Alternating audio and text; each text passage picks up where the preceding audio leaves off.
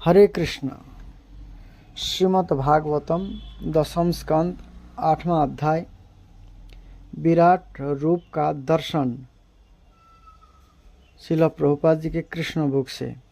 इस घटना के बाद वसुदेव ने अपने कुल पुरोहित गर्ग मुनि से कहा कि ये नंद महाराज के यहाँ जाकर ज्योतिष के अनुसार कृष्ण के भविष्य की गणना करे। गर्ग मुनि महान ऋषि थे जिन्होंने अनेक तपस्याएं की थी और जो जदुवंश के पुरोहित नियुक्त हुए थे। जब गर्ग मुनि नंद महाराज के यहाँ पहुँचे तो ये उन्हें देखकर परम प्रसन्न हुए और तुरंत ही हाथ जोड़कर खड़े हो गए तथा उन्होंने उनका सादर अभिवादन किया। उन्होंने गर्ग मुनि का इस भाव से स्वागत किया मानो कोई ईश्वर या भगवान की पूजा कर रहा हो। उन्होंने उन्हें उत्तम आसन दिया और जब ये बैठ गए तो उनका हार्दिक स्वागत किया। उन्हें अत्यंत विनम्र भाव से संबोधित करते हुए नंद महाराज ने कहा, हे ब्राह्मण, इस गृहस्थ के घर आपका आगमन केवल प्रकाश प्रदान करने के लिए हुआ है। हम सदैव गृहस्थी के कार्य में लगे रहते हैं जिससे आत्म साक्षात्कार के वास्तविक कार्य के लिए हमें अवसर ही नहीं मिल पाता। हमारे घर में आपका पदार्पण हमें आध्यात्मिक जीवन के विषय में किंचित प्रकाश प्रदान करने के निमित्त हुआ है। आपका गृहस्थों के घर पधारने का इससे अतिरिक्त कोई अन्य प्रयोजन नहीं हो सकता। वास्तव में किसी साधु पुरुष या ब्राह्मण का ऐसे गृहस्थों के घर में जाने का कोई प्रयोजन नहीं है जो निरंतर आर्थिक क्रियाकलापों धन में व्यस्त रहते हैं। साधु पुरुषों तथा ब्राह्मणों का गृहस्थ के घर जाने का कारण केवल उसे प्रकाश प्रदान करना होता है। यदि कोई यह पूछे कि गृहस्थ जन ज्ञान प्राप्ति के लिए किसी साधु पुरुष या ब्राह्मण के पास क्यों नहीं जाते, तो इसका उत्तर वही होगा कि गृहस्थी जन अत्यंत संकुचित हृदय वाले होते हैं। सामान्यतः गृहस्थ जन सोचते हैं कि उनका प्रधान कार्य पारिवारिक मामलों में व्यस्त रहना है और आत्म साक्षात्कार या आध्यात्मिक ज्ञान का प्रकाश गौण है। केवल दयावश ही साधु पुरुष तथा ब्राह्मण जन गृहस्थों के घर जाते हैं। नंद महाराज ने गर्ग मुनि को ज्योतिष विज्ञान का सबसे बड़ा पंडित कहकर संबोधित किया। सूर्य या चंद्र ग्रहण जैसे घटनाओं के विषय में फलित ज्योतिष की भविष्यवाणियाँ आश्चर्यजनक गणनाएं हैं और इसी विज्ञान विशेष के द्वारा मनुष्य भविष्य को स्पष्ट रूप से समझ सकता है। गर्ग मुनि इस ज्ञान में पटु थे। इस ज्ञान के द्वारा यह जाना जा सकता है कि मनुष्य इस विगत कर्म क्या थे जिससे परिणाम स्वरूप मनुष्य इस जीवन में सुख या दुख भोग सकता है। नंद महाराज ने गर्ग मुनि को श्रेष्ठ ब्राह्मण भी कहा। ब्राह्मण वह है जो परमेश्वर के ज्ञान में दक्ष हो। परमेश्वर के ज्ञान के बिना मनुष्य ब्राह्मण नहीं माना जा सकता। इस प्रसंग में प्रयुक्त सही शब्द विदाम है, जिसका अर्थ है वे पुरुष जो परमेश्वर को भली भांति जानते हैं। एक दक्ष ब्राह्मण अन्य प्रजापतियों, क्षत्रियों तथा वैश्यों को सुधारने की सुविधाएं प्रदान कर सकता है। शूद्र कोई संस्कार संपन्न नहीं करते। ब्राह्मण को क्षत्रिय तथा वैश्य का गुरु या पुरोहित माना जाता है। नंद महाराज जाति के वैश्य थे और वे गर्ग मुनि को सर्वोच्च ब्राह्मण मानते थे। अतः उन्होंने अपने दोनों धर्मपुत्र कृष्ण तथा बलराम को संस्कार कराने के लिए उन्हें समर्पित किया। नंद महाराज ने कहा कि न केवल इन दोनों बालकों को अपितु सारे मनुष्य को चाहिए कि जन्म के पश्चात किसी योग्य ब्राह्मण को अपना गुरु बनाएं।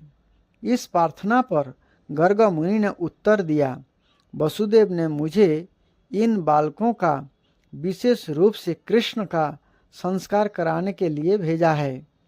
मैं उनका कुल पुरोहित हूँ और अगर मैं इनको संस्कार कराऊं तो संयोगवश यह लगेगा कि कृष्ण देवकी के पुत्र है। अपनी फलित ज्योतिष गणना से गर्ग मुनि समझ गए थे कि कृष्ण देवकी के पुत्र है, किंतु नंद इससे सर्वथा अनजान थे। परोक्ष रूप से उन्होंने यह कहा कि कृष्ण तथा बलराम दोनों वसुदेव के पुत्र थे। बलराम वसुदेव के पुत्र रूप में विख्यात थे, क्योंकि उनकी माता रोहिणी विद्यमान थी, किंतु कृष्ण के विषय में नंद को ज्ञात न था। गर्ग मुनि ने अप्रत्यक्ष रूप से यह प्रकट कर दिया कि कृष्ण देवकी के पुत्र है। उन्होंने नंद महाराज को यह भी आगाह कर दिया कि यदि ये संस्कार संपन्न कराएंगे तो पापी कंस समझ जाएगा कि कृष्ण देवकी तथा वसुदेव के पुत्र है। गणना के अनुसार देवकी के कन्या नहीं होनी चाहिए, किंतु प्रत्येक व्यक्ति वही कहता है कि देवकी की 8वीं संतान कन्या है। इस प्रकार गर्ग मुनि ने नंद महाराज को सूचित किया कि कन्या तो जसोदा के उत्पन्न हुई थी और कृष्ण देवकी से उत्पन्न थे और ये परस्पर बदल लिए गए थे। इस कन्या जा दुर्गा ने भी कंस को सूचित किया था कि उसे मारने वाले बालक ने अन्यत्र जन्म ले लिया है। गर्ग मुनि ने कहा, यदि मैं आपके पुत्र का नामकरण संस्कार करता हूँ और यदि वह उस कन्या द्वारा कंस के प्रति की गई आकाशवाणी को पूरा कर देता है, तो संभव है कि वह पापी असुर आकर नामकरण के बाद इस बालक का भी वध कर दे। अतः मैं इन सभी भावी विपत्तियों का उत्तरदायी नहीं बनना चाहता। गर्ग मुनि के वचन सुनकर नंद महाराज बोले, यदि ऐसी आशंका है तो अच्छा होगा कि नामकरण संस्कार का भव्य आयोजन ना किया जाए। आपके लिए वही श्रेयस्कर होगा कि आप केवल वैदिक मंत्र का उच्चारण करके संस्कार संपन्न करा दें। हम द्विज है और मैं तो आपकी उपस्थिति का लाभ उठा रहा हूँ, अतः बिना धूम धड़ाका के नामकरण संस्कार संपन्न करा दें। नंद महाराज नामकरण संस्कार को गुप्त रखना चाहते थे, किंतु यह भी चाह रहे थे कि गर्ग मुनि वह संस्कार संपन्न करे। जब नंद महाराज ने इतनी उत्सुकता के साथ गर्ग मुनि से प्रार्थना की तो उन्होंने गुप्त रूप से नंद की गौशाला में नामकरण संस्कार संपन्न किया। उन्होंने नंद को बताया कि रोहिणी पुत्र बलराम अपने परिवार वालों तथा परिजनों के लिए अत्यंत मोहक होगा, अतः राम कहलाएगा। भविष्य में वह अद्वितीय बलशाली सिद्ध होगा, अतः बलराम कहलाएगा। गर्ग मुनि ने आगे बताया, चूँकि आपके कुल तथा जदु कुल में घनिष्ठ संबंध है, अतः उस बालक का एक नाम संकर्षण भी होगा। इसका अर्थ यह हुआ कि गर्ग मुनि ने रोहिणी के पुत्र के 3 नाम रखे, बलराम, संकर्षण तथा बलदेव। उन्होंने चातुरी से यह बात प्रकट न होने दी कि बलराम भी देवकी के गर्भ में प्रकट हुए थे और बाद में उन्हें रोहिणी के गर्भ में स्थानांतरित किया गया था। कृष्ण तथा बलराम सागे भाई सहोदर है और मूलतः देवकी के पुत्र है।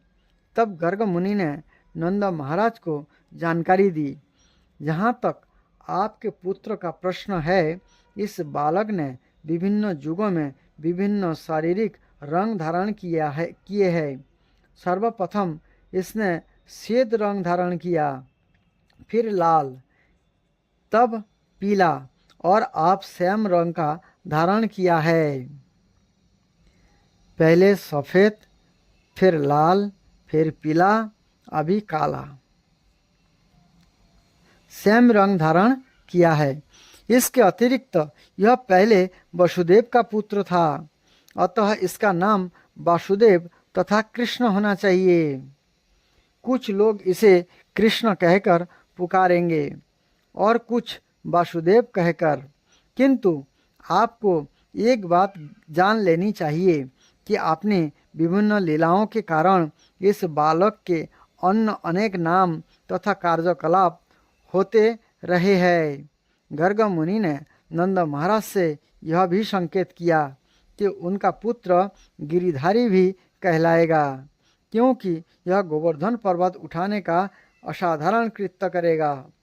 चूँकि वे भूत तथा भविष्य के जानने वाले ज्योतिषी थे, अतः ये बोले, मैं इसके कार्यों तथा नाम के विषय में हर बात जानता हूँ, किंतु अन्य लोग नहीं जानते। यह बालक समस्त ग्वालों तथा गौओं को अत्यंत प्यारा होगा। वृंदावन में अत्यंत लोकप्रिय होने के कारण यह आपके लिए कल्याणकारी होगा। इसकी उपस्थिति से आप समस्त सांसारिक विपत्तियों को पार कर जाएंगे, चाहे कितने ही विरोधी तत्वों क्यों न आ जाएं। हे ब्रजराज, जब राजनीतिक कुव्यवस्था हुई है, इस बालक ने अपने पूर्व जन्म में चोर उचक्कों से साधुजनों की कई बार रक्षा की है। आपका पुत्र इतना शक्तिशाली है कि जो भी इसका भक्त होगा उसे शत्रु सता नहीं पाएंगे। जिस प्रकार विष्णु सदैव देवताओं की रक्षा करते हैं, उसी तरह आपके पुत्र के भक्त भी नारायण भगवान के द्वारा सदैव सुरक्षित रहेंगे। नारायण अर्थात भगवान के स्तर पर आपका बालक शक्ति, सौंदर्य तथा ऐश्वर्य में हर तरह से उन्नति करेगा।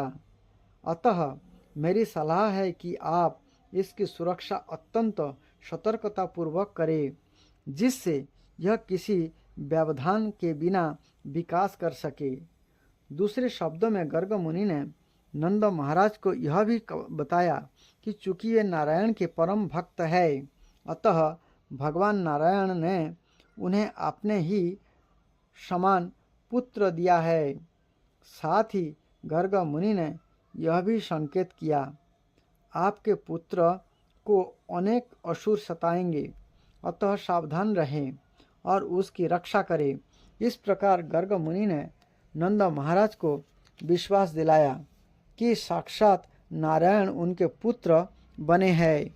उन्होंने अनेक प्रकार से उनके पुत्र के दिव्य गुणों का वर्णन किया। यह जानकारी देकर गर्ग मुनि अपने घर वापस चले गए। नंद महाराज अपने को परम भाग्यशाली व्यक्ति मानने लगे और ऐसा आशीर्वाद प्राप्त करके उन्हें परम संतोष हुआ। इस घटना से कुछ समय बाद बलराम तथा कृष्ण दोनों ही हाथों और घुटनों के बल सरकने लगे। इस प्रकार चलते हुए ये अपनी माताओं को प्रमुदित करते रहते। उनकी कमर तथा पैरों में बांधी घटिकाएं रुंझुन बजती और ये मनोहारी ढंग से इधर उधर घूमते। कभी कभी ये सामान्य बच्चों की भांति दूसरे बच्चों से डरकर अपनी रक्षा के लिए अपनी अपनी माताओं के पास दौड़े चले आते।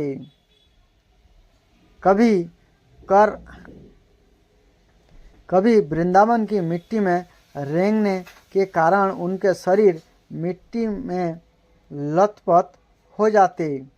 वास्तव में उनकी माताओं द्वारा उनके शरीरों पर केसर और चंदन का लेप मला होता था, किंतु मिट्टी में घुटनों के बल चलने के कारण उनके शरीरों पर मिट्टी लग जाती। जो ही वे यशोदा तथा रोहिणी के पास आते तो उन्हें गोद में उठाकर साड़ी के आंचल से ढककर दूध पिलाती। जब वे पायोपान करते रहते तो माता उनकी दूतलियाँ देखती रहती ये दांत आया कि नहीं। अपने पुत्र को बढ़ता देखकर उनकी प्रसन्नता बढ़ जाती।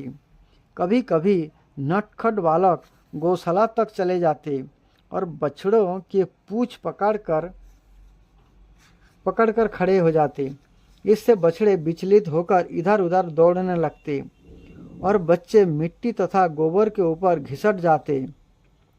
इस कौतूहल को देखने के लिए यशोदा तथा रोहिणी अपनी पड़ोसिनों को यानी गोपियों को बुला लेती। ये गोपियाँ कृष्ण की लीलाएं देखकर दिव्य आनंद में लीन हो जाती और प्रसन्नतावश ये जोर जोर से हंसने लगती। कृष्ण तथा बलराम दोनों ही इतने चंचल थे कि यशोदा तथा रोहिणी अपने अपने गृह कार्यों में व्यस्त रहते हुए उन्हें गायों, बैलों, बांदरों, जल, अग्नि तथा पक्षियों से बचाने का प्रयत्न करती रहती। अपने बालकों की सुरक्षा के लिए सदैव उत्सुक रहने तथा गृह कार्यों में व्यस्त होने के कारण ये शांतिपूर्वक रह भी ना पाती थी।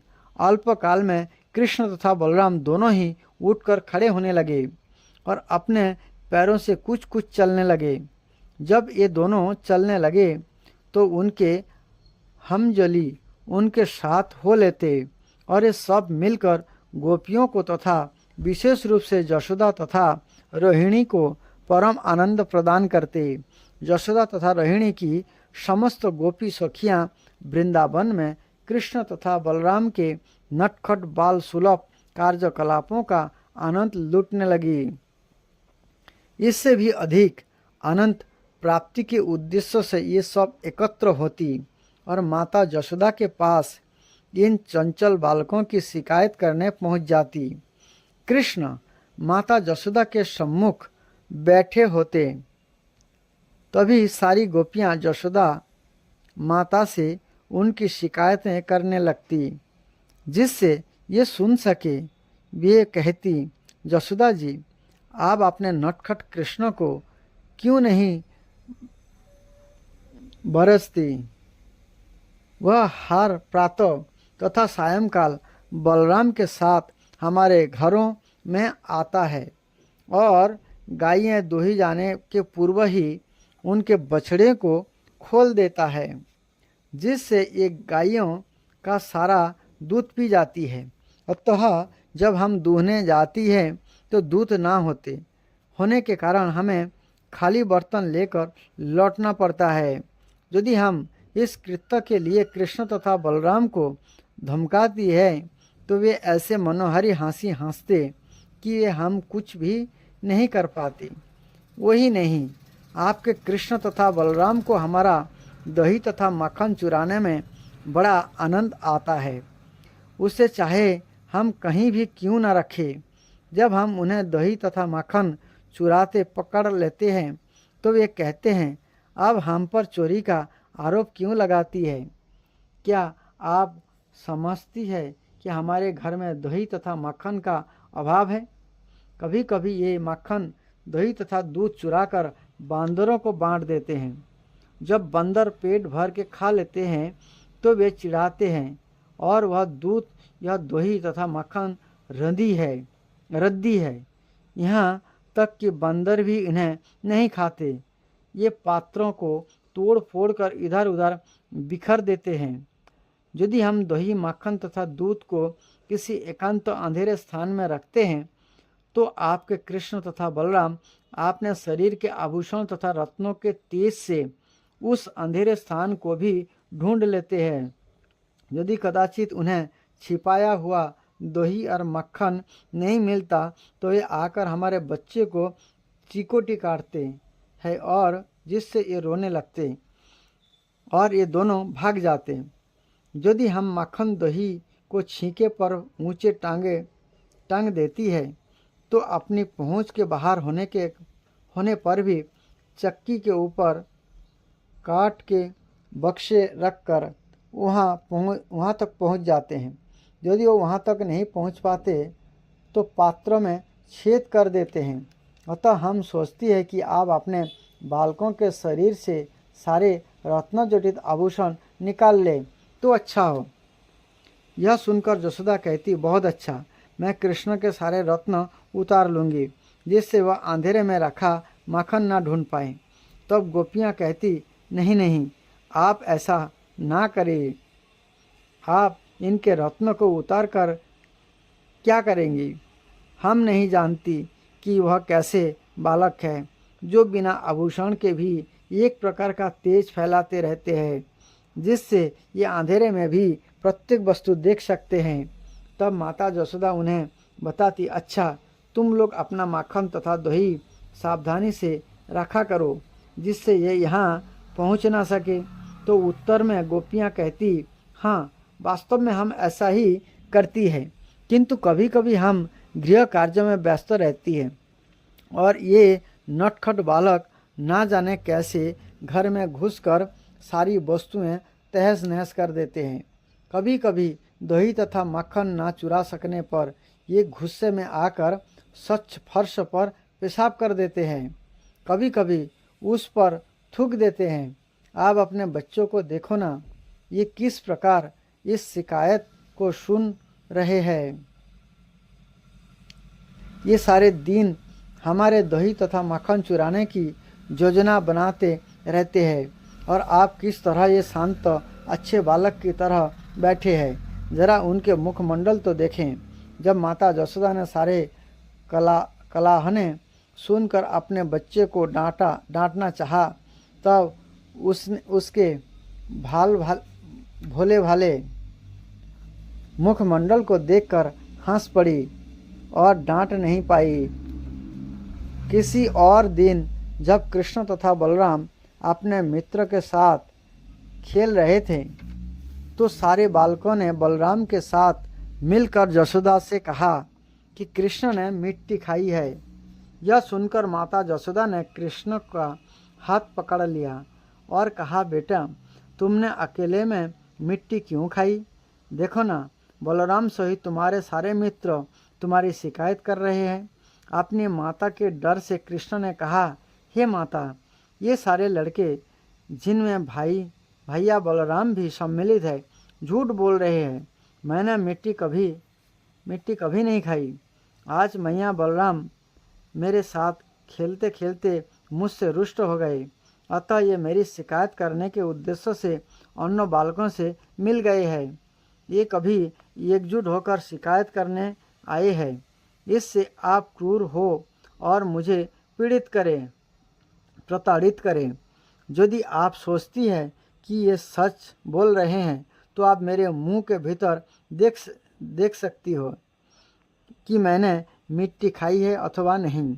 उनकी माता बोली, अच्छा, यदि तुमने मिट्टी नहीं खाई तो अपना मुंह खोलो, मैं देखूंगी।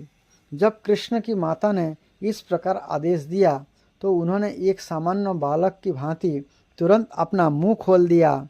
तब माता यशोदा ने मुंह के भीतर सृष्टि का पूर्ण ऐश्वर्य देखा। माता यशोदा ने मुंह के भीतर चारों ओर संपूर्ण बाह्य आकाश, पर्वत, द्वीप, सागर, ग्रह, वायु, अग्नि, चंद्रमा तथा नक्षत्र देखे। चंद्र तथा नक्षत्र के साथ ही उन्होंने संपूर्ण तत्वों, जल, आकाश, विस्तृत शून्य, अहंकार, चित्त, बुद्धि, सारे देवता तथा इंद्रिय विषयों यथा ध्वनि, गंध आदि एवं प्रकृति के तीनों गुणों को देखा। उन्होंने मुख के भीतर सारे जीवों, नित्य काल, भौतिक प्रकृति, आध्यात्मिक प्रकृति, गति, चेतना तथा समग्र सृष्टि के विभिन्न रूपों को देखा। यशोदा ने उनके मुख में दृश्य जगत के लिए अनिवार्य सारी वस्तुएं देखी। उन्होंने उनके मुख के भीतर कृष्ण को गोद में लिए तथा अपना पयपान कराते अपने आप को भी देखा। यह सब देखकर भयभीत हो गई और आश्चर्य करने लगी कि वे सपना देख रही है या वास्तव में कुछ विचित्र दृश्य देख रही है। उन्होंने निष्कर्ष निकाला कि ये या तो स्वप्न देख रही थी जहाँ भगवान की माया का खेल देख रही थी। उन्होंने सोचा कि ये विचित्र वस्तुएं देखकर ये मानसिक रूप से विक्षिप्त तो नहीं हो गई। फिर सोचा, हो सकता है कि मेरे पुत्र की विराट जोग शक्ति है। अतः उसके मुख के भीतर ऐसा दृश्य देखकर मैं विचलित हो गई हूँ। अतः मैं उन श्री भगवान को नमस्कार करती हूँ जो चेतना, मन, कर्म एवं दार्शनिक कल्पना की अभिव्यक्ति से दूर है और उन जिनकी विविध शक्तियाँ व्यक्त तथा अव्यक्त का सृजन करती है। उनकी शक्ति से आत्मा तथा शारीरिक सत्ता का बोध होता है।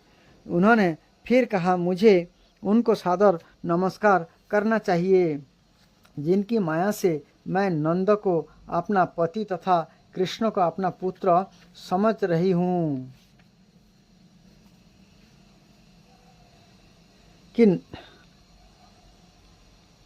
और यह सोच रही हूँ कि नंद की सारी संपत्ति मेरी है और सारे ग्वाले तथा ग्वालिनें मेरी प्रजा है। यह सब भ्रांति परमेश्वर की माया के कारण है। अतः मैं उनसे प्रार्थना करती हूँ कि ये सदैव मेरी रक्षा करते रहे। जब माता यशोदा इस प्रकार के दार्शनिक भावों से भरी हुई थी तो भगवान कृष्ण ने अपनी अंतरंग शक्ति का फिर विस्तार किया, जिससे ये मातृ प्रेम से मोहग्रस्त हो जाए। अतः तुरंत ही माता यशोदा के सारे दार्शनिक भाव विस्तृत हो गए और उन्होंने कृष्ण को अपने पुत्र रूप में स्वीकार कर लिया। उन्हें अपनी गोदी में उठाकर ये भौतिक मातृ प्रेम से अभिभूत हो गई और सोचने लगी, उन्हें उपनिषद और वेदांत सूत्र या योग पद्धति तथा सांख्य दर्शन से ग्रहण किए जाने द्वारा ही समझा जा सकता है। फिर वे श्री भगवान को अपने द्वारा जन्मे बालक के रूप में सोचने लगी। निश्चय ही यशोदा ने अनेक पुण्य कर्म किए होंगे, जिसके फलस्वरूप उन्हें परम सत्य श्री भगवान उनके पुत्र के रूप में प्राप्त हुए। उन्होंने उनका स्तनपान किया। इसी प्रकार नंद महाराज ने भी अनेक महान यज्ञ तथा पुण्य कर्म किए होंगे, जिससे कृष्ण उनके पुत्र बने और उन्हें अपना पिता कहकर संबोधित करने लगे। किंतु यह आश्चर्यजनक है कि वसुदेव तथा देवकी कृष्ण की दिव्य बाल लीलाओं से वंचित रहे।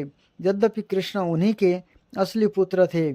आज भी अनेक साधु तथा संत पुरुष कृष्ण की बाल लीलाओं का गुणगान करते हैं, किंतु वसुदेव तथा देवकी इस बाल्यकाल की लीलाओं का साक्षात आनंद न उठा सके। इसका कारण श्री सुखदेव गोस्वामी ने महाराज परीक्षित से इस प्रकार बतलाया। जब ब्रह्मा ने द्रोण नामक सर्वश्रेष्ठ वसु को अपनी पत्नी धरा के साथ संतान वृद्धि करने का आदेश दिया तो उन्होंने ब्रह्मा जी से कहा, हे पिता, हमें आप आशीर्वाद दें। भविष्य में जब हम पुनः इस ब्रह्मांड में जन्म धारण करें तो भगवान कृष्ण आपने अत्यंत मनोहारी बाल्यपन के कारण हमारा सारा ध्यान आकृष्ट करे। कृष्ण के साथ हमारे व्यवहार इतने प्रगाढ़ हो कि उनके साथ कृष्ण की बाल लीलाओं के श्रवण मात्र से ही प्रत्येक मनुष्य जन्म तथा मृत्यु के अविधा सागर को पार कर सके। ब्रह्मा जी ने उन्हें यह वर दे दिया, जिसके फलस्वरूप द्रोण वृंदावन में नंद महाराज के रूप में और धरा नंद की पत्नी माता यशोदा के रूप में प्रकट हुई। इस प्रकार नंद महाराज तथा उनकी पत्नी यशोदा ने श्री भगवान को पुत्र रूप में प्राप्त करके अपनी शुद्ध भक्ति बढ़ाई और समस्त गोपियों तथा ग्वालों ने जो कृष्ण के सहयोगी थे सहज ही कृष्ण के लिए अपनी प्रेम भावनाएं विकसित की। अतः ब्रह्मा जी के वरदान की पूर्ति करने के लिए ही कृष्ण अपने पूर्ण अंश बलराम सहित प्रकट हुए और समस्त वृंदावन वासियों के दिव्य आनंद को बढ़ाने के लिए सारी बाल लीलाएं संपन्न की। इस प्रकार लीला पुरुषोत्तम भगवान श्री कृष्ण के अंतर्गत विराट रूप का दर्शन नामक 8वें अध्याय का भक्ति वेदांत तात्पर्य पूर्ण हुआ। हरे कृष्ण कृष्ण कृष्ण हरे हरे, हरे राम राम राम हरे हरे।